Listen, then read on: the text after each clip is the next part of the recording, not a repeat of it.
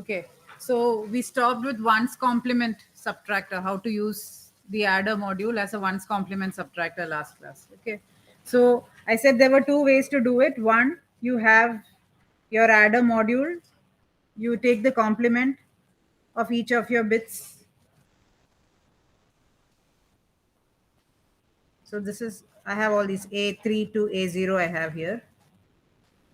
And then here I have B3, B2 and so on. So what I do, these adder, for this I have a control input. Okay, so this, now when this is 1, this gets complemented, right? When the input to these XOR gates, the C is 1 means I will get B3 bar here, B2 bar here, and so on. So in ones complement addition, what we had to do, I have my number A, I have to take the complement. If I have to subtract these numbers A minus B, then I have to take the number A as it is. So here we are taking A as it is. Then B, I have to find the complement of the number. Okay, one's complement of that number, which means inverting each bit. So that is what we did using these controlled XOR gates. And then when you add these two, A plus B bar, I might have a carry generated. I get some sum, I get a carry generated. Now what happens to this carry? I need to add it. So sum means there are 3 bits. If I'm doing 4-bit numbers, I'm using 4-bit numbers here, means A has 4 bits, B has 4 bits. So my sum will be S3, S2, S1, S0. Okay. In case of this addition of A plus B complement, when I do it, if I get a carry, this carry has to be added to the least significant bit. So this adjustment needs to be done if a carry is generated. Okay. For that purpose, what I can do is, one, I have this 4-bit adder here. Then I can have one more adder where, so what I give is the sum bits, whatever is generated, S3, S2, which comes from here, my sum, S2, S1, S0. And then I give this carry out which comes, that is given as input. Okay, so that will be my B0. Why I need to add this S0, I have to add it to the least significant bit, right? Now for the second adder, what are my inputs? My inputs are going to be the sum coming from my first adder circuit. First adder added A plus complement of B.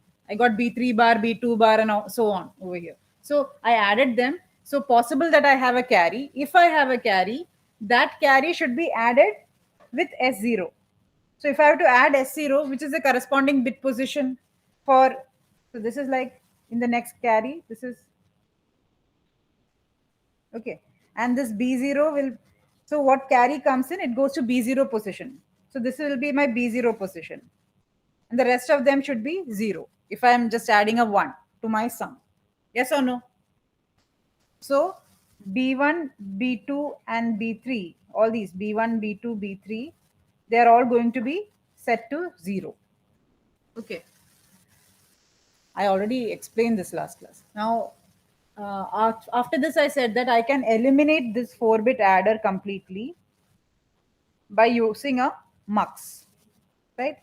I said I can have a mux. So what happens is, one of the inputs of the mux, here it is my C in, this adder has a C in.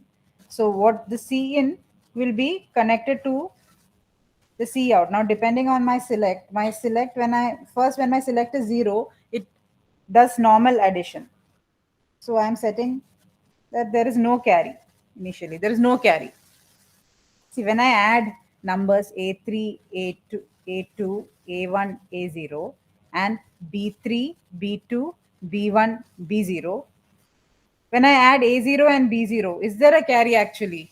There is no carry because that is the first bit I'm adding. So no carry is generated there. Unless I'm supplying a carry from outside, there is no carry. So that means, so initially 0 should be my carry. Okay. And so then, and the other one is going to be, this is going to be fed here. Okay. Initially, so initially my carry is going to be, carry in a 0 means normal addition happens. So I want the addition to happen normally. And then once some carry out is generated, I will switch this to position 1. So this is 0, 1. In that case, whatever the carry out was generated, that will be given as C in. Okay. So one more step of addition happens using the same adder. Just two-step addition. Okay. So instead of having one more adder replicated there, what I'm doing is first addition is as normal as shown here. So in that case, my C in is 0. So if you look here also, if initially when my S is 0 means this input is going to be transferred to the output. That means C in will be 0. So first step of addition can happen. Yes or no? Yeah. Then after that, so this is manually controlled. This S that I'm talking about, this select line is manually controlled. So for some time, I allow it to stay 0, during which normal addition happens. A plus B bar will happen. Then I check for carry out. So once that step of addition is over, after a certain point of time, that C out what is generated, that will be fed back. That is fed back to the multiplexer, and I set my select to 1. So if there is a carry generated, that carry will go as C in. If it goes as C in, means that C in is always added to the first, least significant bit position. So now we will have the sum there, because after first step. So first step is step 1. I have C in equal to 0. That is when S is equal to 0. Okay, S is equal to 0. So what I get A plus B bar. So I get some value for C out. I get S3, S2, S1, S0. Okay. Step 2. Now I change my S to 1. Okay. So what happens to C in? C in will be whatever C out is fed here. So C in will become equal to C out. So then when I do, again I'm doing addition, means now my A is already, I have the sum has been generated. That will be my input. So S3, S2, S1, S0 plus C out. This is what happens. Okay. So this is how we eliminate. I hope it is clear now. If it is still not clear, you come and meet me. So now, we spoke about one's complement adder. Now two's complement addition. What we use generally is two's complement. Sorry, not addition, subtraction. Okay. So, so here, one thing before I talk about this, there is a lot of confusion about two's complement of a number. Suppose if I have a number, say 10. Okay. Now if it is plus 10, okay, the number is 1010, yes or no? I write it as 1010, right? So 4 bits are required to represent this number. Now I have to put the sign for this number. Plus is the sign, means according to sign magnitude format, it is going to be 0. Okay. Now in one's complement, what will it be? In one's complement also it is the same. Positive numbers are written the same way, irrespective of which type of representation you use. So even in one's complement, I will write it as 1010. In two's complement, again it is going to be 010. Okay. Now I'm talking about minus 10, suppose. Okay. In sign magnitude, I write the number and I put the sign bit like this. Okay. Now in one's complement, what do? I complement all the numbers. So 1, 0, 1, 0, 1. This will be my one's complement representation of minus 10. And two's complement, what will happen? It will be 0, 1, 1, 0, 1. If I take the two's complement. Okay, this will be the representation. So a negative number will be represented in different ways in each of these. Okay, in sign magnitude, in one's complement, and in two's complement, how the negative number is represented is different. But if it is a positive number, if I'm saying for plus 10, plus 20, whatever, plus infinity, whatever you have to write it as the same. Okay, that sign bit is going to be 0. That is all. So the same representation we will have in all the 3 representations. Okay. Is that clear? Okay. Okay, now, okay, so I want to do two's complements subtraction. So in two's complement subtraction also, in two's complement, what is the way I will take a number? I need a number. If I have A minus B, if I have to do, So I will do A plus B complement, right? I need B complement. So I take the ones complement first, then I need to add a 1 also. This much needs to be done if I have to subtract it using 2's complement subtraction. Okay.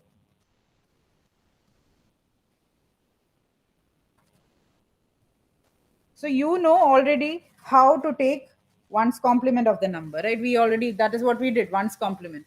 So similarly, we take a one's complement and we add a 1. So now I want to use the same module for addition and subtraction. I don't want to have separate modules. So what I do is I'll show you what we can do about it. So let's draw the.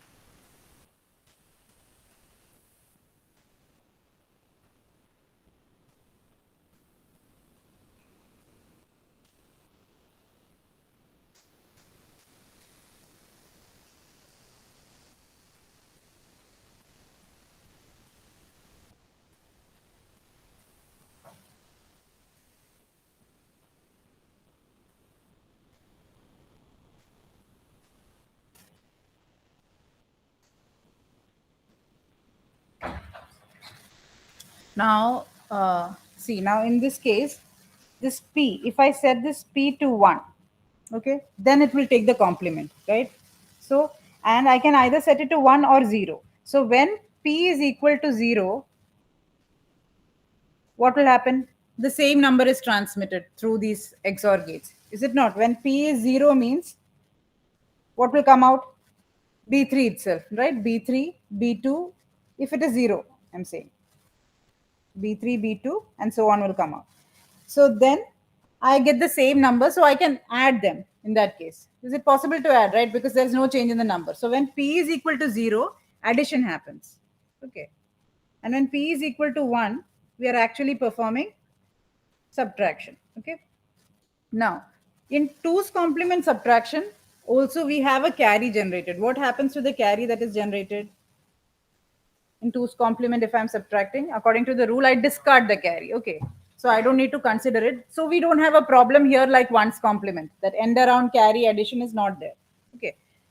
Now here, but I need to add A plus B bar plus 1. I need to add a 1 again. Then only my subtraction is complete. So now what do I do for that? So what I can do is I can give it as my C in. Okay. So now when P is 0, C in is 0. Numbers which come out will be B3, B2, B1, B0. So I can do normal addition when P is 0. Yes or no?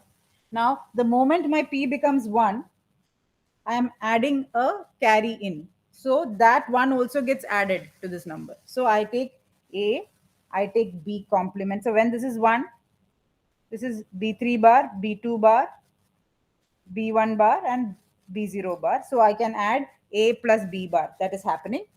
Plus 1 because the C in is 1 now. Because P is 1.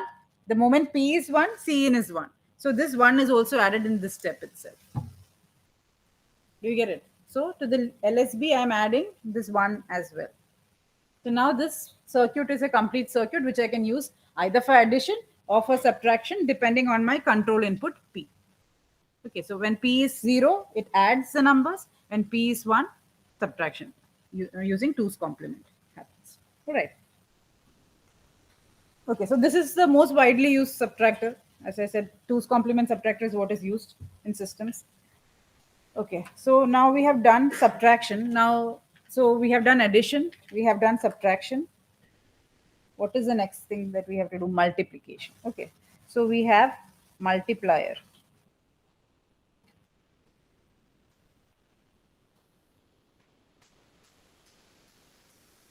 So when I multiply, there are two numbers involved. There's a name for one. One is called a multiplier. If A and B are being multiplied, the other is called a multiplicand. Okay. Now let's see. I'm looking into 4 by 4 multiplier. That is, each of my numbers are 4 bits long. Okay. So that means A is going to be A3, A2, A1, A0, and B is going to be B3, B2, B1, B0. So, so the first term would be,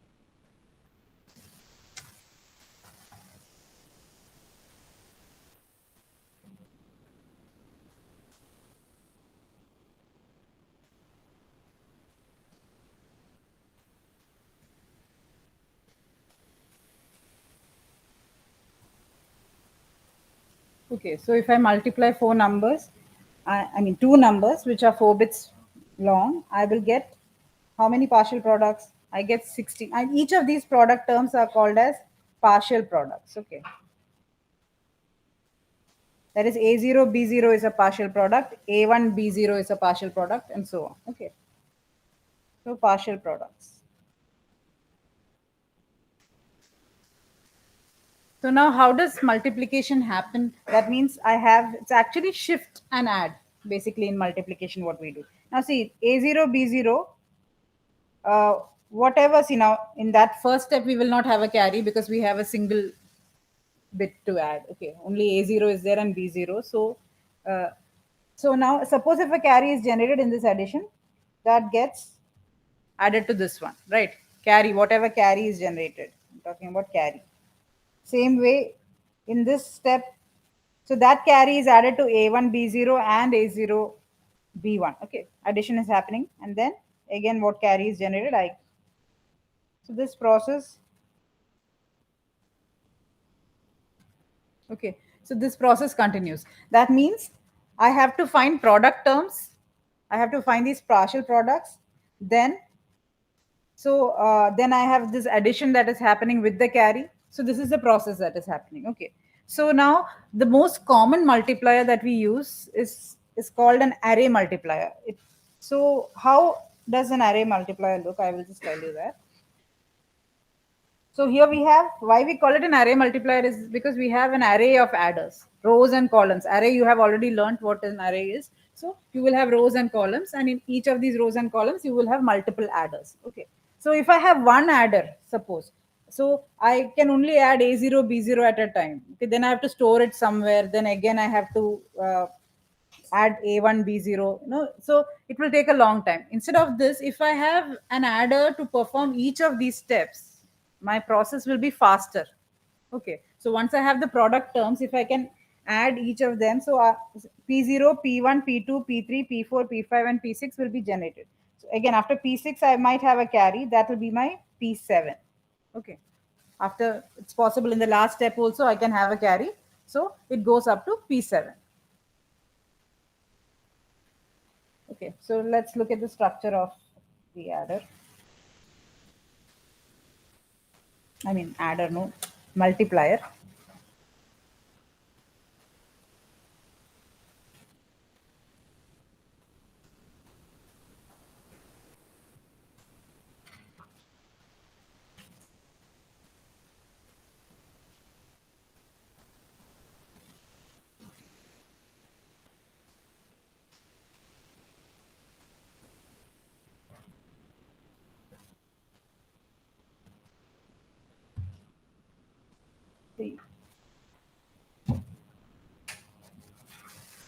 Now, see, look here. This is the first one is just a product term. Okay, so I just need an AND gate to do that. A0, B0. Okay, so this A0, B0. The next one is from the next one I need to add. That is, I need to add A1, B0 with A0, B1. Right? I need to do addition. So from the next step only, I will require adders.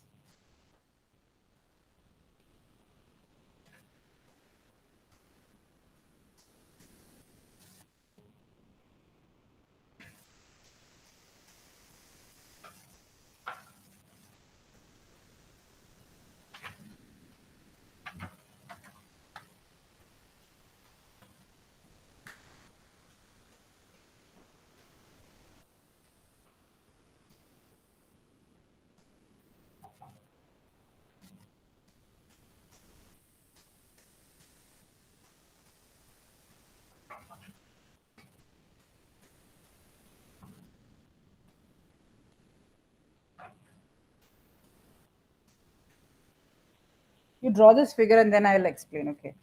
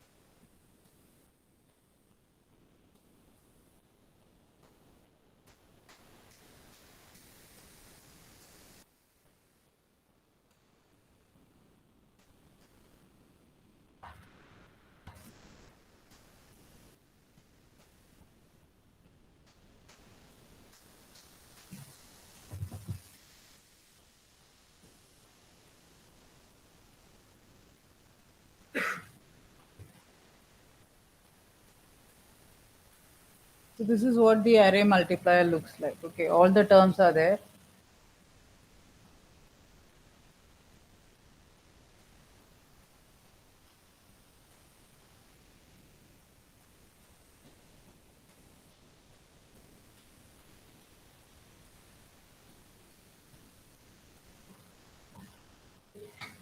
Okay.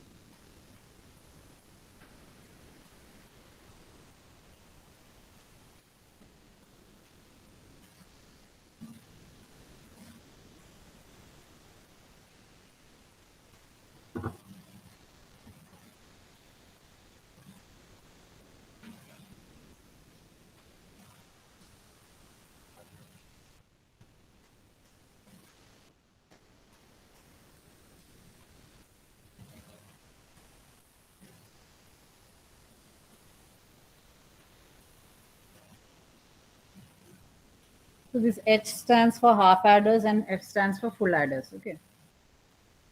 And all the partial products are added in different stages. Wait, I will explain. I will explain. Where?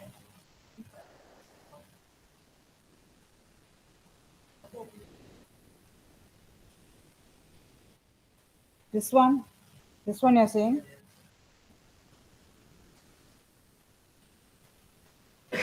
Because there are only two. No, there is one more thing. Sorry, this carry is, I didn't draw that carry. No, there is a carry coming down. So three inputs. So you have to have a full add.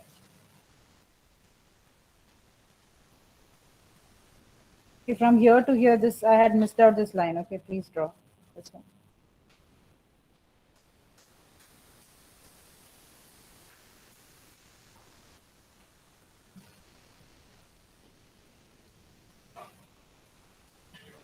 Okay.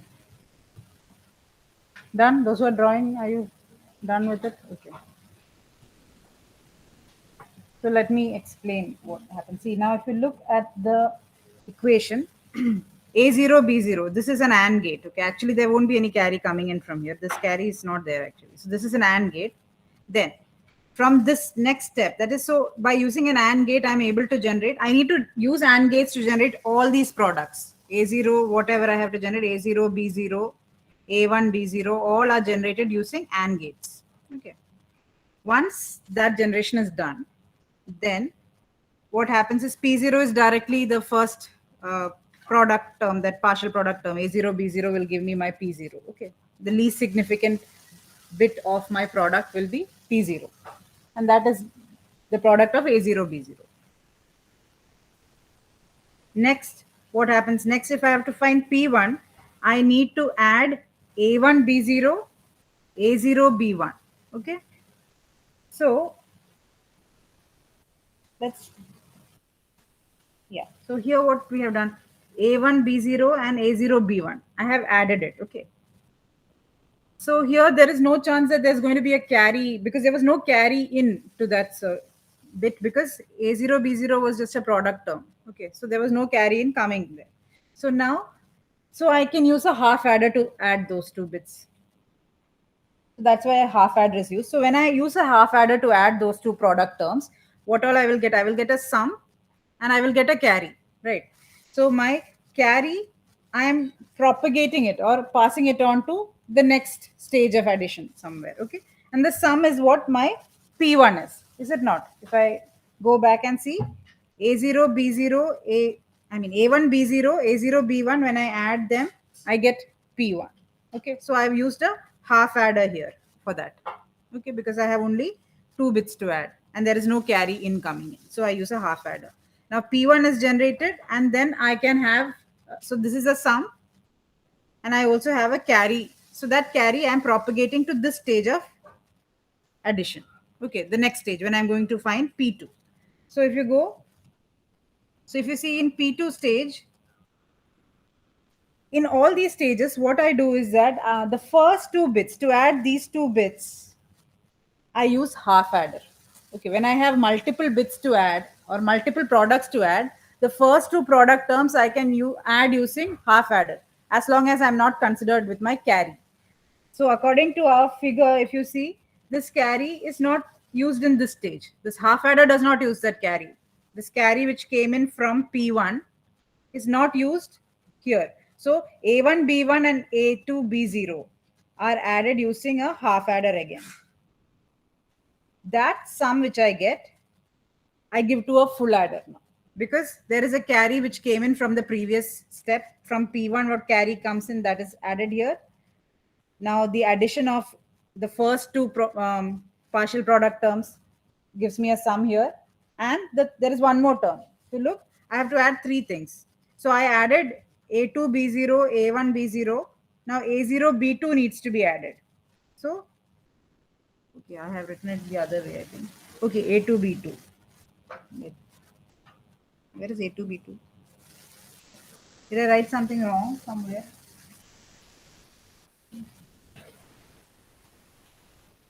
Okay, A0, B2, I think. I have to, right? This is A0, B2, sorry. Okay, that is A0, B2. Okay.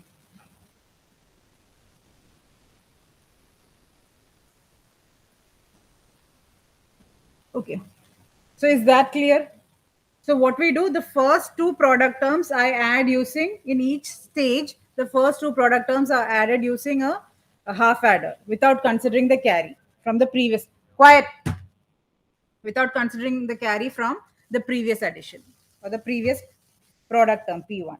And then in the next stage, after I generate the sum from that, I add that with the third term and the carry in coming in. Okay, so we are actually propagating the carry to a stage below. Initial, all these things can be done simultaneously. Do you understand? This row addition, what I'm doing, that is in the first stage, adding this A1, B0, A0, B1, A2, B0, okay, adding this, adding this, adding this. These three things can happen at the same time. Okay, because they are not dependent on the carry. Because in that stage, according to the design that we are following, we are not using the carry coming in from P1, P2, and P3 in this particular stage. That is what this figure shows. So I am adding the first two terms, first two terms, and first two terms. I don't need any carry, and I'm using half adders for that. Whatever carry is generated, that carry will be added where when I'm adding, this sum will come. There's a sum coming out. That sum plus this plus the carry. Okay, that's what is happening. First two terms add using half adder. Next term you add with the sum of the first two terms plus whatever carry comes in. All right. Sum from the half adder, the third term plus the carry. Now next combination, if I look, again I have a half adder for A3B0, A2B1 I have a half adder. Then see, next stage of addition, I will have two more things to add. I have, okay, so that's why. So A3B0, A2B1 I add, I get a sum. The carry is taken in. Then I add the third bit. Now I cannot add both of them here because already there is a sum coming in. There is a carry coming in from here. Maximum three inputs are possible, right? A, B, C in according to full adder. So, and this one product I add there. So the sum of the half adder plus the carry from the previous stage plus this. So I am still taking only the carry from that half adder. Okay, there now I have to take the carry from the full adder. So this way we propagate the carry below and we go on adding until we get the each of these product terms. Okay, now what happens after this? Here, if you see this last stage from this point, that is from P4, my carry has nowhere to propagate. If you see from this half adder that I have, I don't have a way to carry propagate my carry below. So what I do is this carry has been moving down. Now this part acts like a full adder circuit. I mean ripple carry adder. Okay, this is a ripple carry adder. adder, and so each of my carry is going into the next adder, like how we did normal adder. One bit adder, I had one C out coming from one stage, C1 goes to the input of the next one bit adder. Same way here. So this part, this portion forms a ripple carry adder, and finally I will get this. Okay, so it is, this is a representation of what products we got and how we add them by propagating the carry to down through a path. Okay, now, so now I have to talk about what is the delay. Okay, how much of time will I take? So how many adders, first and foremost, how many adders do I have in total? 1 2 3 4 5 6, each stage I have 3, so I have 12, right? So I have 12 adders. Out of that, how many full adders and how many half adders? Full adders I have 8, right? And half adders I have 4. Okay. So that means now I am doing what kind of a multiplier was I doing? I was doing 4 by 4. That is, I can call it, if I want to generalize, I can say it is an n by n multiplier. Okay. If I have an n by n multiplier where the multiplicand and the multiplier both have equal number of bits, then so how many adders will I have in total? So it is going to be this. In each row I have, how many rows do I have? 4 rows, and each row I have 3 adders, so 3 into 4 adders, I can say. That means n minus 1 into n adders I will have in total. Okay, I'm saying in a generalized equation, suppose if I have n by n multiplier, I will have n minus 1 into n adders in that entire thing. Okay, now the maximum time that I'm going to take is to generate P7, right? P7 has to be generated. Now for P7, this is the path that I follow. Okay, this path. So it goes this way. Now in this path, if you see, how many half adders are falling in this path? 2 half adders. Okay, so every component that I have has a delay, right? So I have the delay time taken for 2 half adders to complete the addition process plus 4 full adders. Okay, so see, now we are looking, when I'm saying about the propagation delay, I'm looking at, or the critical path, what is the maximum amount of time that is going to be taken. Okay, not for each one, finally to reach P7, how much I would take. So to calculate P7, this is the time that is going to be taken. So I can write it as, so time is equal to the propagation time for a half adder. How many half adders? 2 half adders plus 4 the time taken for full adders. Okay, this is the delay of a single half adder. This is the delay of a single full adder. So I have 2 of them. So I get like this. Okay.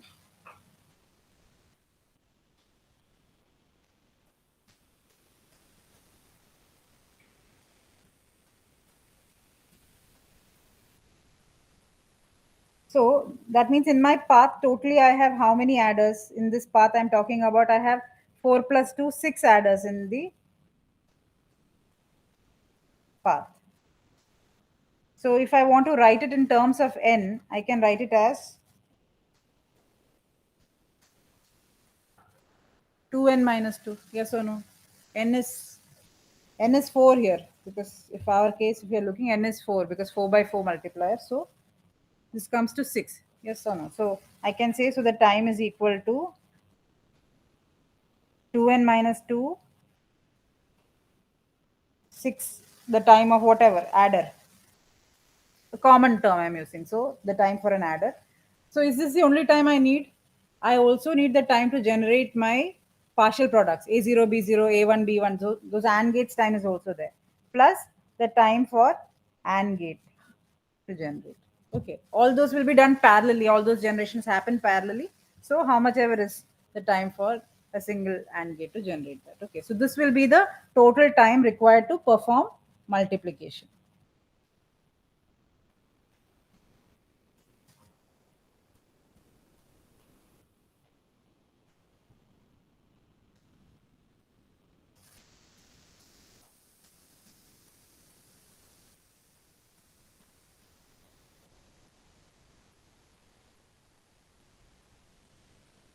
Okay. So we learn only one kind of multiplier. So addition, and then partial product terms addition. This is all that we have. So in a multiplier. Now what we look into next is a multiplexer. Okay. Now, so multiplexer, you all have a basic idea. I think we have been doing it in the lab, and also otherwise also we mentioned about it during functional completeness and all that. So what is a multiplexer? A multiplexer is a circuit which helps to select a particular data input line and transfer that data to the output of the circuit. Okay. So it is actually, you can call it as a data selector. Okay. So if I have many data D0, D1, D2, D3, and so on, and I have some, so these lines are my data inputs. I have some lines here which I call S1 and S0, or they are my selector lines or select lines, and I have a single output. So this is my output line. So it is an electronic switch. Multiplexer is an electronic switch which connects one of the inputs to the output line. Okay. And this or which input is transferred or connected to the output line depends upon what binary combination is generated by the select lines. Okay. So select lines or the binary combination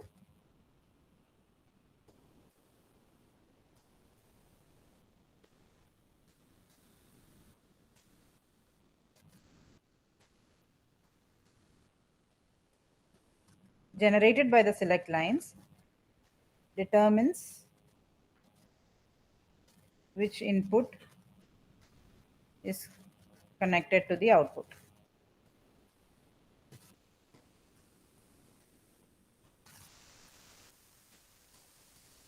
Okay. So now if I'm going to write, see,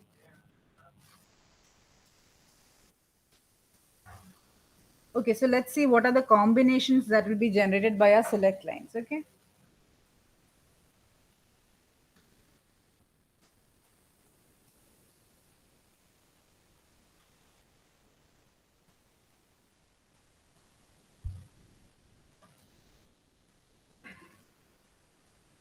Done. The people are so slow in writing. How you will write your mid-semester exam next week?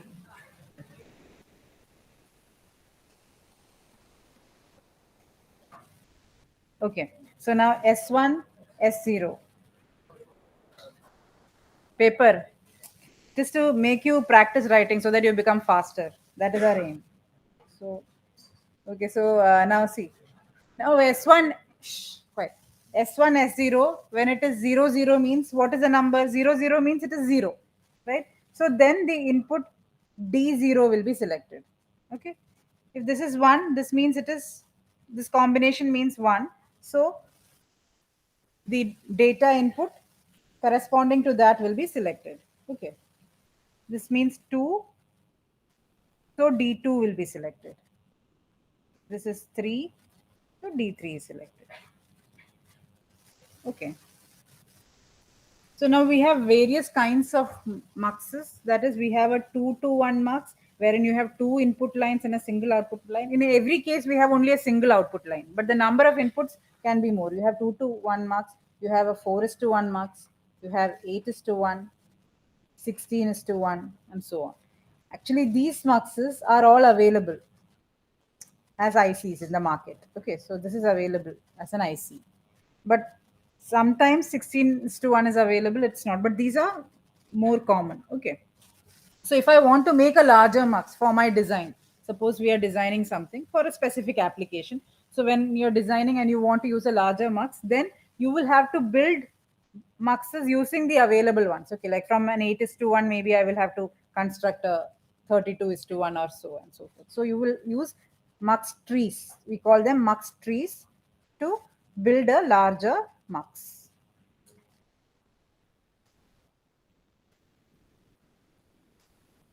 Mux trees to build larger mux.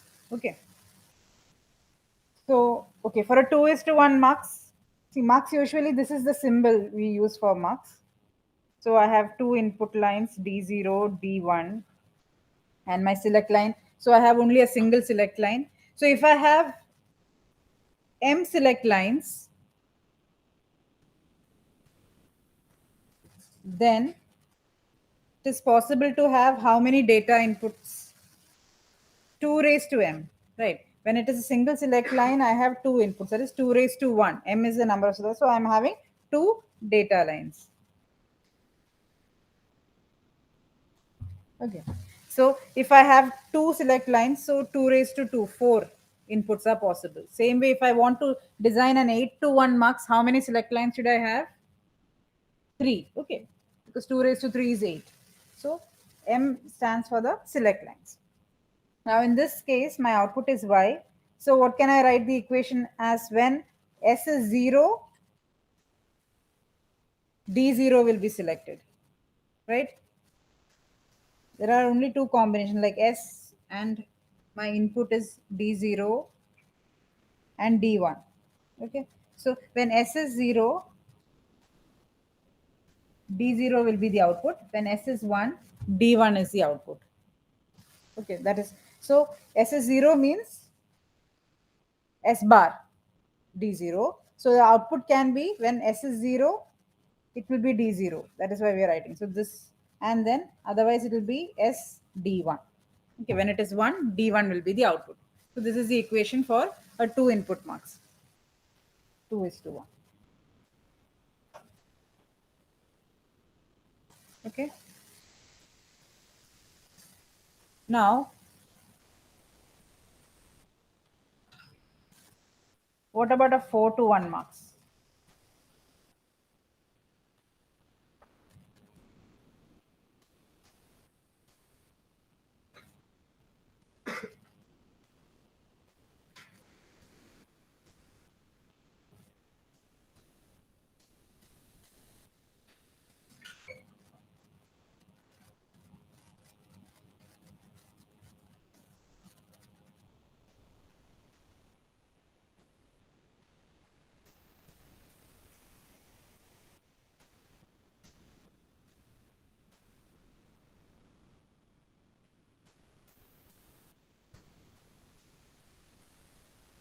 So when S1 S0 is 0 0, in this case D0 will be selected or connected to the output.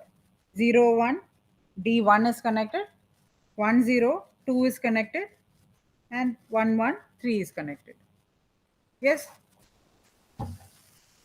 So now what is the equation for this? First case is when S1 and S0 are 0. Then I will get my output as D0. So that means S1 bar, S0 bar, D0 plus, next case is S1 bar, S0 D1 plus S1 S0 bar D2 plus S1 S0 D3. Right? Yes.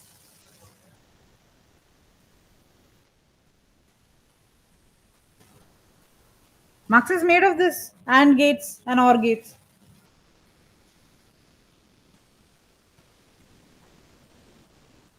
Variable in the sense?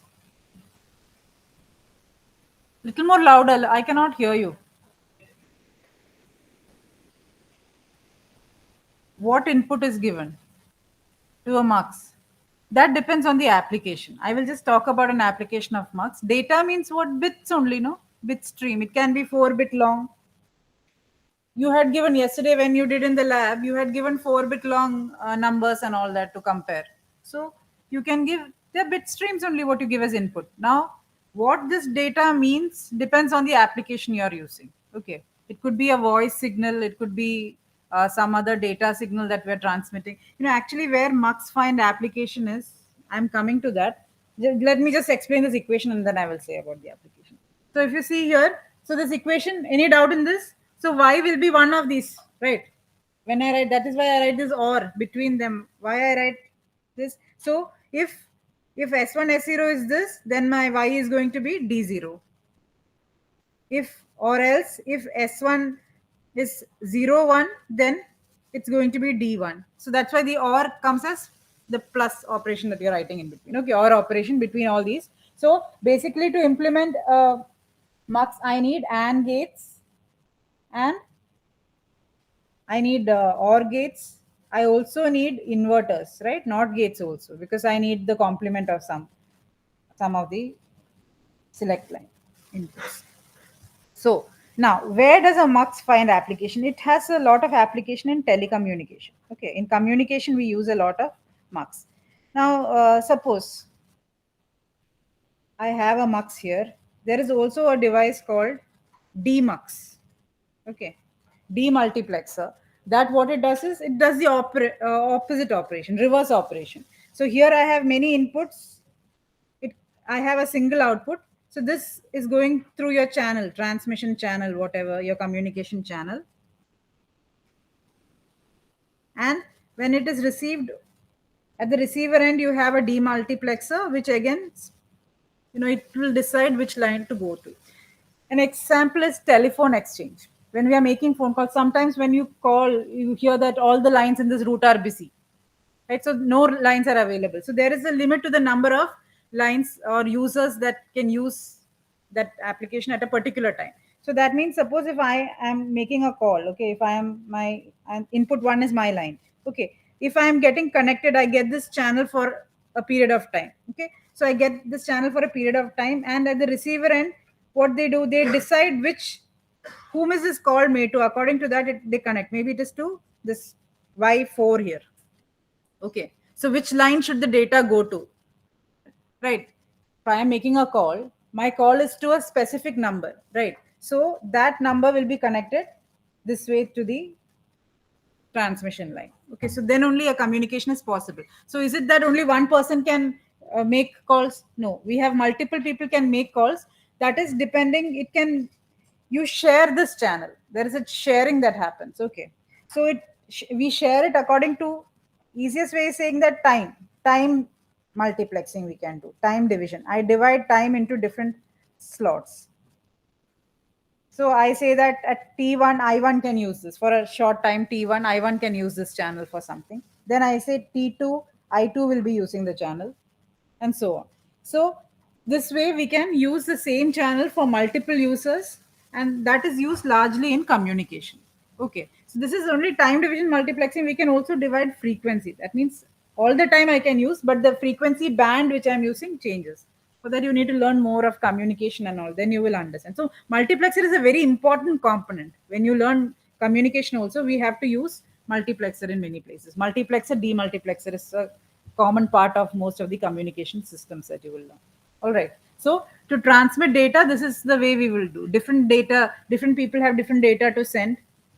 So they are divided into different chunks or packets, and then for a specific time we can transmit, or over a specific frequency we can transmit that way. All right. So there is sharing of the channel that happens. So that's why we have these different lines. Okay. That is where it actually finds its use. Okay. Now,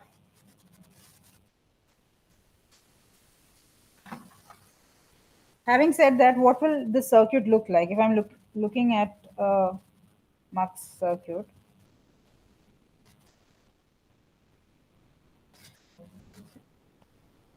I have four AND gates.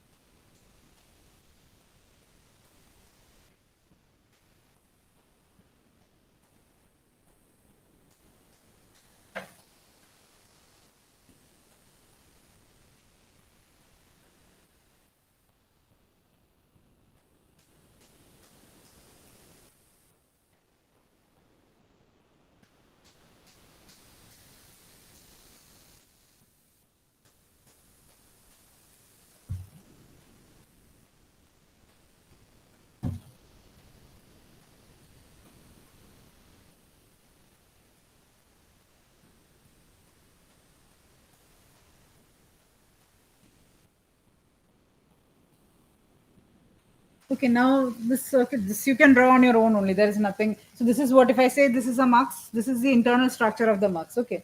So now here, if you see, I need four AND gates. I said now AND gates, three input AND gates. I need four. Now, if you see, these AND gates are available as IC. Okay, as a single chip, you will get them. Okay. So now this IC, if I just draw what an IC looks like.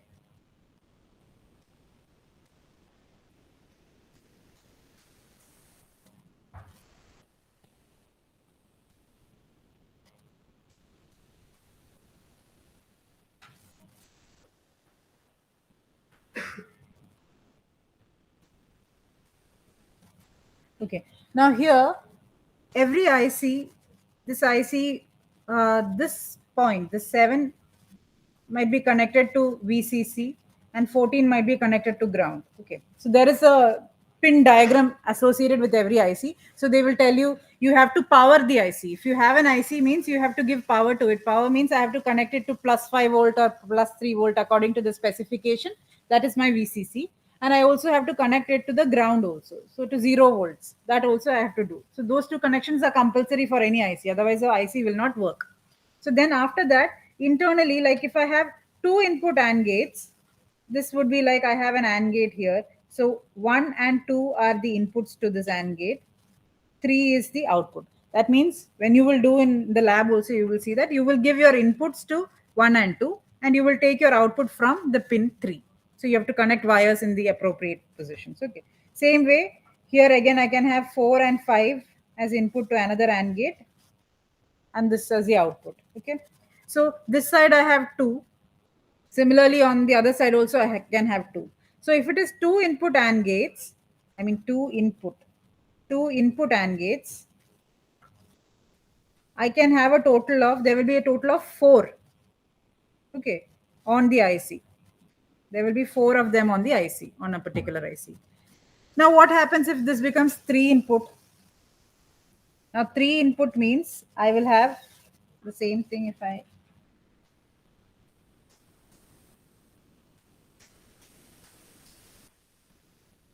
draw. So 1, 2, 3, 4, 5, 6, 7. Okay, so I will have 3 input means I have the AND gate. 1, 2, 3 goes as input, 4 is the output. Okay, so and this is going to be anyway either VCC or ground according to what the pin diagram says. So how many is possible? Same way I have 8, 9, 10, 11, 12, 13. Okay, so these 4, I can connect this, and make 1. Okay, 2. Again, I have 4 more pins 5, 6, 8, and 9. So that also I can use to make another AND gate. Yes or no? So, totally, how many AND gates are possible on that? 3. Okay, so only 3 is possible.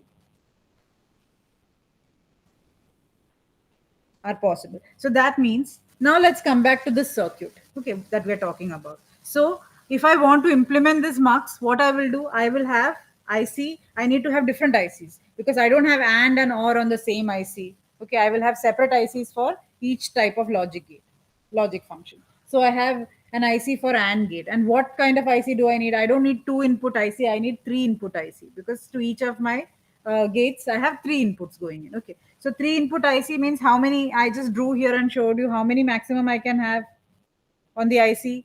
3 only. 3 gates only possible. That means the first 3. Okay. I can have these 3 on one IC. Okay. One IC for this. Then on the second IC only I will have to do this. I need one more IC if I have to do the fourth gate also. So another. So second IC for this. Okay. Then for there is only one OR gate, but whatever I will need one IC for the OR gate. Okay. OR gate IC I need. So now 3 ICs already I have taken. Okay. Plus I have inverters there. Okay. Inverter means it's only a single input, single output. That means on an IC which has 14 pins, 2 pins are taken away by ground and VCC. I have 12 pins. So if I have an inverter, means how many inverters? One input, one output. So I can connect total of 6 inverters, right? Yes or no? 12 pins are there. One for input, one for output. So 12 by 2, I will get 6. So I have 2 inverters. So there I need another IC for this. This also is one IC. So totally, if I have to implement a mux on hardware using the ICs for logic gates, then I will have to use a total of 4 ICs. Okay. Now, instead of this, if I now, as I said, I can have mux as an IC itself. It is available as an IC. So I try to use a mux to design other circuits. Now we have been doing adder circuits using and or gates only, right? Instead of that, can we use a mux and design a full adder? Okay, mux is available as an IC. Can I somehow what design it such that it can be used as a full adder? Let's see that. Okay, so actually mux can be used for many to or what to represent or to implement various combinational circuits. Okay, so we'll see how that can be done. So this is clear to you, right? This is the internal structure of 4 is to 1 mux, and why we are going for, instead of using logic gates to implement that, if we have the mux as a module itself, how we can use it to construct other combinational circuits is what we will look into. All right. Okay, so for that, if I want 1 bit full adder using mux.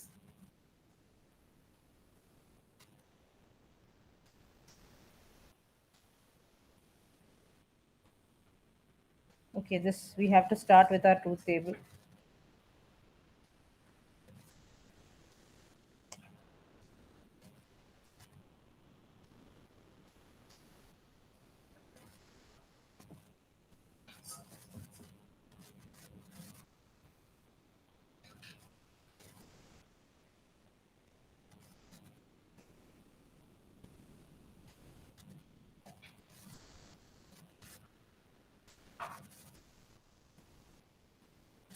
Now I'm going to draw the Karnaugh maps for this. But we will draw the Karnaugh map slightly different, okay?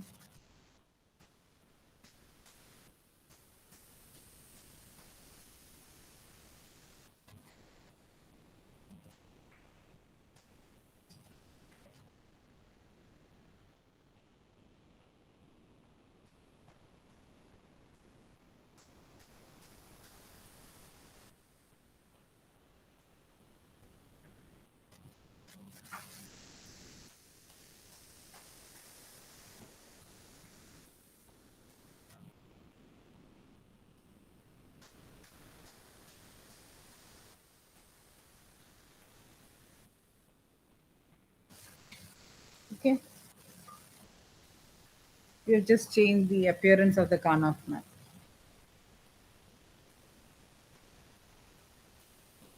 Now, this is the same thing. So instead of doing it horizontally, we have drawn it vertically. Okay. So now I want to use a 4 is to 1 mux.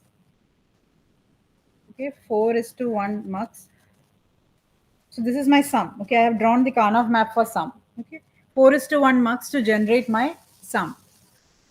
So is it possible? So in a 4 is to 1, what do you know? Mux, we have the inputs are fixed, right? So how many selector lines will it have? 2. So, okay. And then I can have inputs. I have 4 inputs.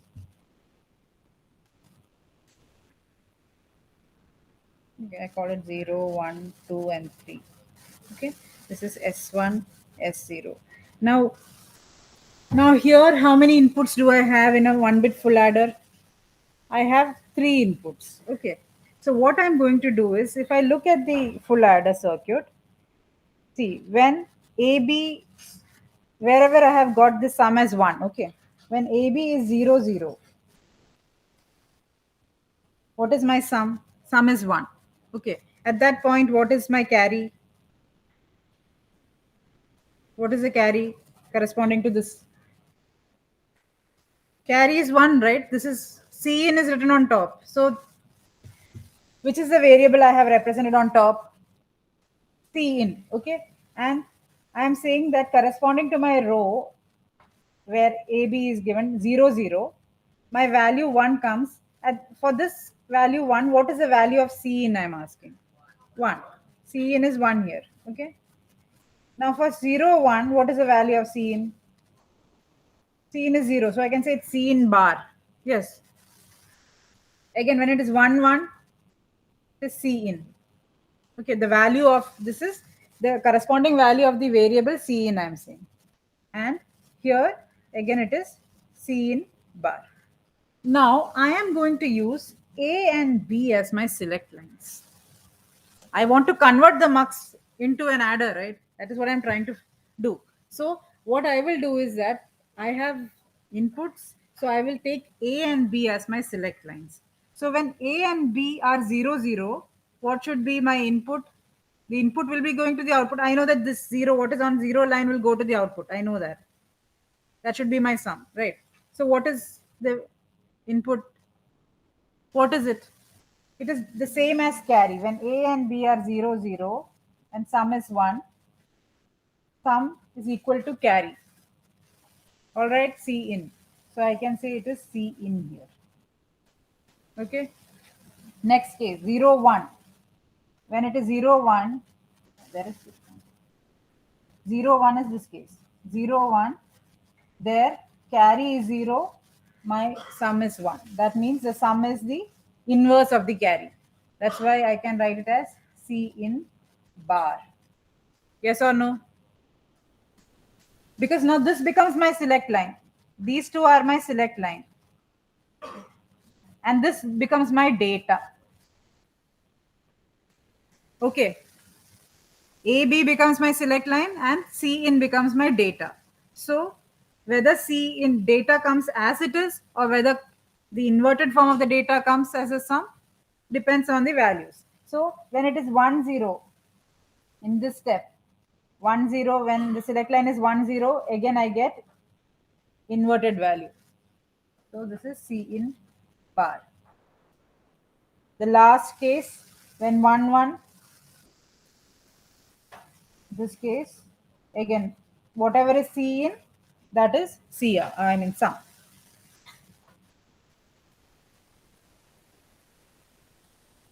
Yes or no? Is there a confusion there? Think of A and B as the select inputs. So if select inputs means I have only 4 combinations 0, 0. So I have to look for cases where AB is 0, 0, AB is 0, 1, then 1, 0 and 1, 1. And in which cases I'm getting my sum as 1.